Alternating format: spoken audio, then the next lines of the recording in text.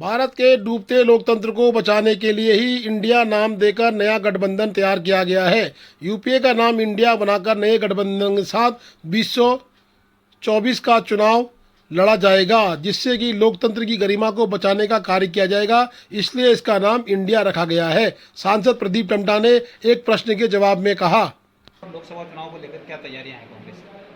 देखिए, देश के लोग इस समय खतरा इस देश के लोकतंत्र पर है।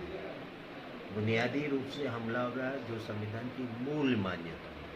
अगर आपने देखा होगा कि पिछले मई के महीने से मणिपुर जल रहा है और प्रधानमंत्री खामोश है, और हालत ये हो गई है, कल एक महिला हमारी बेटी के साथ खुलेआम रेप करके उनको सड़क में नंगा घुमाया गया, और देश के सुप्रीम कोर्ट ने कहा हम महिलाओं का उपयोग आपके आपसी कन्फ्लिक्ट के नहीं करने देंगे।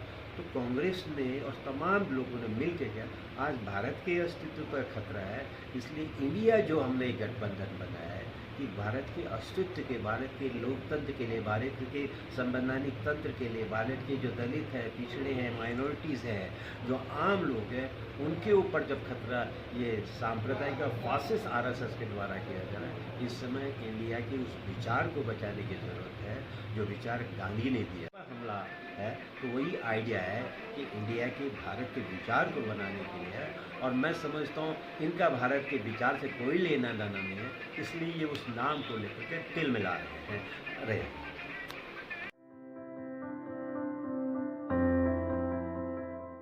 सरपंच लक्ष्मी गुंजाल ने जियो के टावर को गुंजी में मृत बताया। उन्होंने कहा, जियो का टावर तो लग चुका है, परंतु अभी तक इसमें सांसें नहीं फूंकी गई हैं।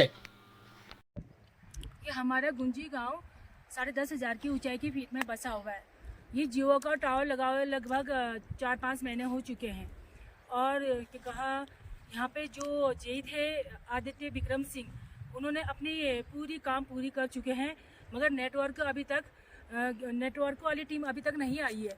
अभी अगर नेटवर्क होता तो हम यहाँ पे उस दिन 11 तारीख को काला पानी में 45 बकरी वहाँ पे कहा स्लाइडिंग आके वहाँ पे दब गई थी, और आज से 4 दिन पहले नचिती पुल दब गया है। आज भी हम नेटवर्क खड़ा होने के बावजूद भी हम लोग नेपाली सिम और नेपाली नेटवर्क यूज कर रहे हैं। इस दूर दराज क्षेत्र में ना शासन देख रहा है ना प्रशासन देख रहा है, खाली टावर खड़ा कर दिया है। और अब हम ये माइग्रेशन जाने का टाइम आ गया, अभी तक ये नेटवर्क अभी तक शुरू नहीं हुआ है। तो इसीलिए मैं कहा जिलाधिकारी और उप जिलाधिकारी से विशेष रिक्वेस्ट करती हूँ कि यहाँ पर जल्दी से जल्दी नेटवर्क यहाँ पे चालू किया जाए। अगर नहीं करना है तो फिर ये जियो का ये टावर उखाड़ के धारचुराए ले जाए, हमें कोई मतलब नहीं है।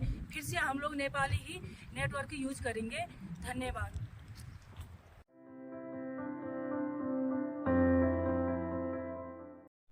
राष्ट्रीय पदक विजेताओं के मुंशारी पहुंचने पर जोहार क्लब मुंशारी ने किया जोरदार स्वागत। ब्लॉक सभागार तक मेन मार्केट से रैली निकालकर किया गया भव्य स्वागत।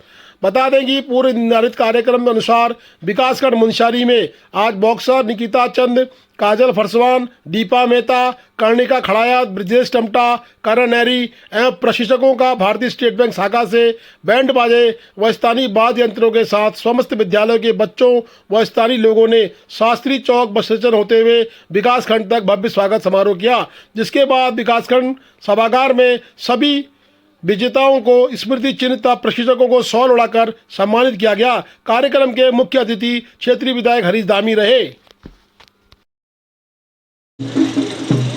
भाई साहब, आज जोहार क्लब के तत्वावधान में आज पदक विजेता जो बॉक्सिंग में थे उनका सम्मान समारोह आयोजित किया गया। तो आपने किस तरीके की तैयारी की और बच्चों में क्या स्पिरिट आप देखना चाहते हैं? तो इस बार Pithoragarh district youth women's boxing championship Bhopal में रनर अप में, उसमें सबसे ज़्यादा बॉक्सर पिथौरागढ़ के थे।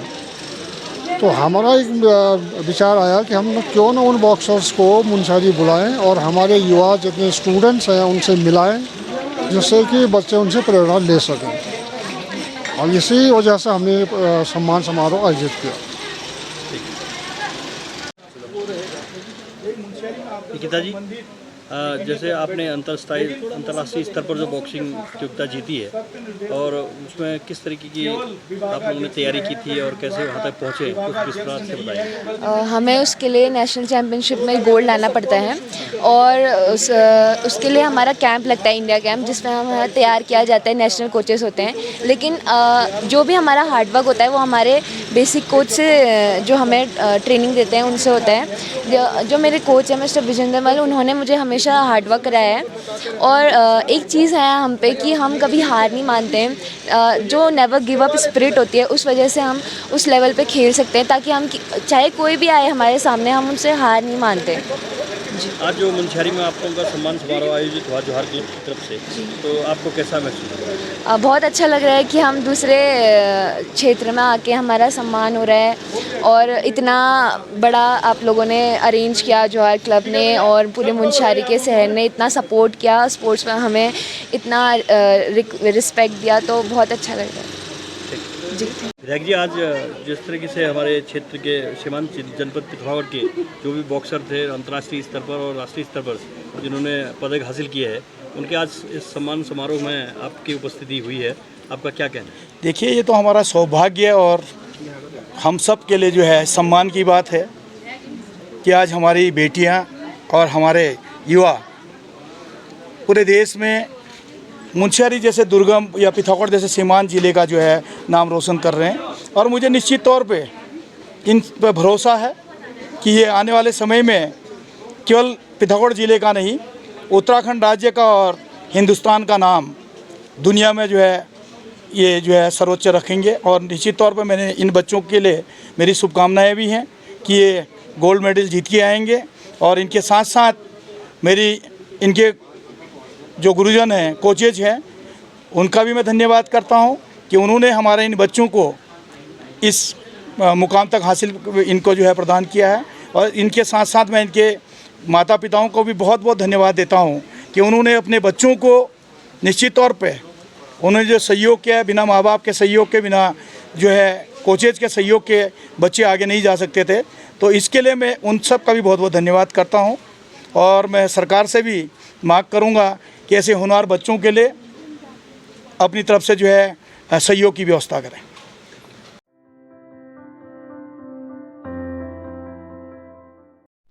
जलते मणिपुर पर प्रधानमंत्री व मुख्यमंत्री का पुतला दहन कार्यक्रम आज कांग्रेस ने धारचूला में किया। मणिपुर की शर्मसार कर देने वाली घटना को लेकर सीमा क्षेत्र धारचूला में कांग्रेस कार्यकर्ताओं में केंद्र सरकार के खिलाफ बड़ा आक्रोश दिखाई दिया। बीजेपी सरकार का पुतला फूंकते हुए कांग्रेस कार्यकर्ताओं ने इस घटना की पूरी निंदा की। ब्लॉक कांग्रेस कमेटी के अध्यक्ष भूपेंद्र सिंह थापा के नेतृत्व में उक्त कार्यक्रम गांधी चौक धारचूला में किया गया, जिसमें समस्त कांग्रेस जन उपस्थित रहे। कांग्रेस जनों ने आज मुख्यमंत्री व प्रधानमंत्री के विरुद्ध निंदा प्रस्ताव भी पारित किया और साथ ही उनसे मुख्यमंत्री से इस्तीफा देने की मांग की। आज आप लोगों ने पुतला दहन किया है, क्या ये पूरा मामला इस बारे में बताइएगा।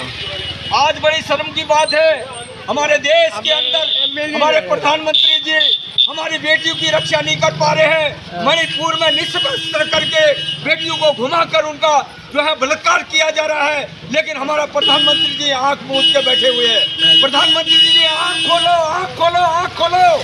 हमारे 2 महीने से हमारा मणिपुर चल रहा है, लेकिन हमारे प्रधानमंत्री जी देख नहीं रहे। हम लोग हमारे धारचूला ब्लॉक कांग्रेस इसका घोर विरोध और निंदा करता है। चलते मणिपुर पर घोर प्रतिक्रिया। मणिपुर की नाम सुनते ही रोंगटे खड़े होते हैं। एक जिस तरीके से जो घटना मणिपुर में आज हुआ, सोचनी बातें हैं। 78 घंटों से वो घटना हुई और पूरा 3 जिलों में वहाँ पे घुमा रहे हैं। ऐसे नग्न हालत में 2 महिलाओं को जब घुमाया जा रहा था, सोचनीय विषय है। जब हमें सुन के इतना रोंगटे खड़े हो रहे हैं देख के, क्या वहाँ पर की जनता वहाँ पे नहीं थी मौजूद? क्या एक वीडियो के अलावा कोई दूसरे वहाँ पे किसी में इंसानियत नहीं थी क्या?